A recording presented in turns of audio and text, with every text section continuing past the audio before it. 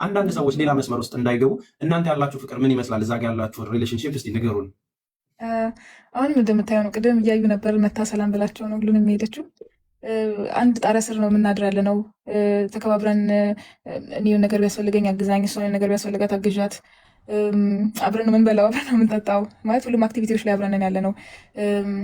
ከባድ ጊዜ ላይ ያለሁት አይዞሽ እያለች ተጋግዘን ነው ያለ ነው። ተበረታተን ያለ ነው አለን።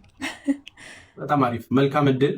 ይሄ ነው የሚያስፈልገው። እኛ ኢትዮጵያውያን አፍሪካውያን ሰዎችም ነን እና ይሄ ደግሞ የቁንጅና ውድድር ነው። ሁሉም አንደኛ ስለማይወጣ ነው እንጂ እነሱ ይኸው በሚገርም ነገር ላይ ነው ያሉት።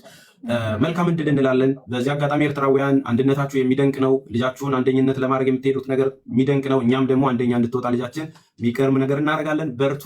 ስታሸንፉልን ደስታው ለሁላችን ነው እና ልዩነት ለምትፈጥሩ ሰዎች ያው ግልጽ ለማድረግ ስለፈለግን ነው። ሁላችንም እንወዳችኋለን። ቴንኪዩ። መልካም እድል እህቴ ሩት። ጠንክሪ፣ አለን ከጎንሽ። በሚሊዮኖች የሚቆጠር 1 ሚሊዮን ሰው በቀን አንዴ እንኳን ቮት ቢያደርግ የሚደንቅ ነገር ሆኖ አይደለም። በ9 ቀኑ 9 ሚሊዮን ማድረስ ይቻላል። ሲምፕል ነው።